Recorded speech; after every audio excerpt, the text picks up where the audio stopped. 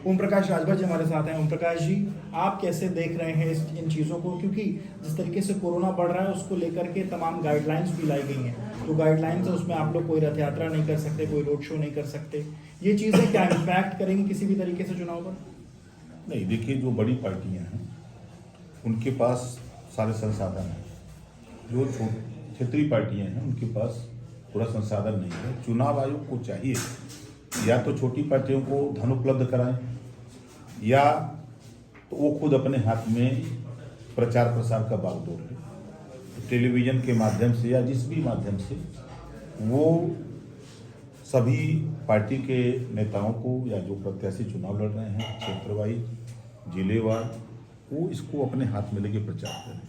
और जहाँ तक मतपत्र की बात उन्होंने कहा कि चुनाव आयोग ने कि 80 साल के जो लोग होंगे उनके हम मतपत्र लेके जाएंगे, तो अब गाँव की हालत ये है कि जब गाँव में जाइए तो वहाँ का सिचुएशन कुछ दूसरा हो जाता है, तो उसमें बड़े पैमाने पर धांधली होने की प्रबल संभावना है।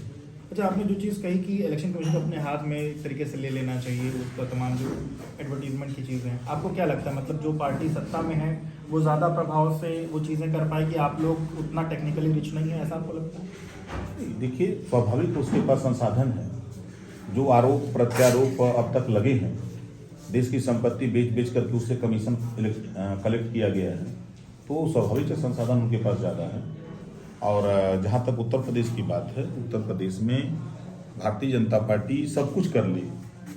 प्रदेश की जनता बदलाव के मूड में है।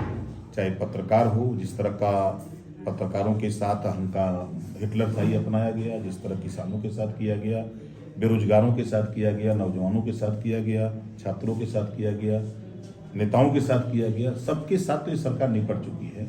और बड़ी समस्या प्रदेश में चुनावी मुद्दा, चाहे जितना भी ये अपना टेलीविज़न लगा लें, लेकिन अभी हमने देखा था कि जब इन्होंने टैबलेट बांटा था, इनकी तमाम गाड़ियां घूम रही थी, वहाँ कुत्ता भी सुनने को नहीं तैयार था इनकी बात को, क्योंकि अन्ना पशु एक बड़ी समस्या है प्रदेश में।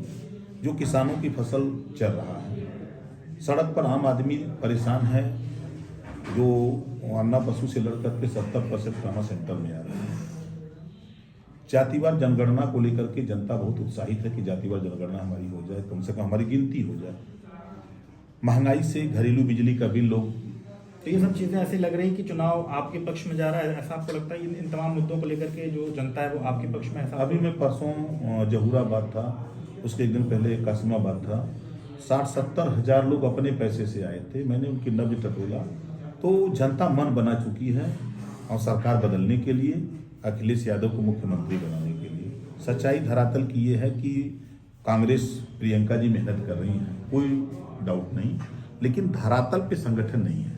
एक चीज़ और समझ चाहूँगा, चूंकि कोरोना गाइडलाइन के चलते जो तमाम चीज़ों की पाबंदियां हैं, आपको लगता है कि आप लोग जनता तक उतना नहीं पहुंच पाए हैं जितना भारतीय जनता पार्टी पहुंच पाई, इतना आप लोग को लगता है? क्योंकि आप लोग अभी जिस तरीके से अभी इधर अलग अलग जिलों में आप लोग जा रहे थे, कुछ जिलों के कार्यक्रम बचे थे, उसके पहले ही रोक दिया गया, और अभी भी कुछ जिलों में जाने की एक तरीके से जाए, अगर भाई अखिलेश यादव की बात की जाए, रथ यात्रा लेकर के वो निकले थे, लेकिन अभी तमाम जिलों में उनको जाना था, जहाँ नहीं जा पाए। कोई दिक्कत नहीं। देखिए, संदेश पूरे प्रदेश में चला गया है कि महंगाई की मार से पूरे प्रदेश ही नहीं, पूरे देश की जनता त्राहिमाम कर रही है।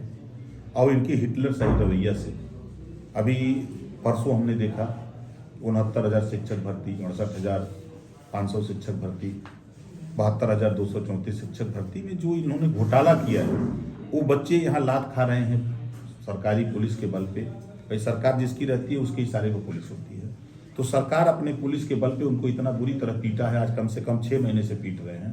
वो अपने न्याय की बात कर रहे हैं और सरकार नहीं सुन रही थी। वो लोग भी गांव में इंतजार कर रहे हैं कि कुछ भी कर लें, उनको वोट देने वाले वो लोग नहीं है। एक आखिरी सवाल सर, जो 80 साल के ऊपर के बुजुर्ग हैं उनको लेकर के जो ऐलान हुआ, वो उसको कैसे देखते हैं, कितना? देखिए, अगर ये गाँव में मतपत्र लेके जाएंगे तो गाँव में एक अलग विडम्बना होती है। गाँव में जो दबंग किस्म के लोग हैं वहाँ धांधली होगी, फर्जी मतदान होगा।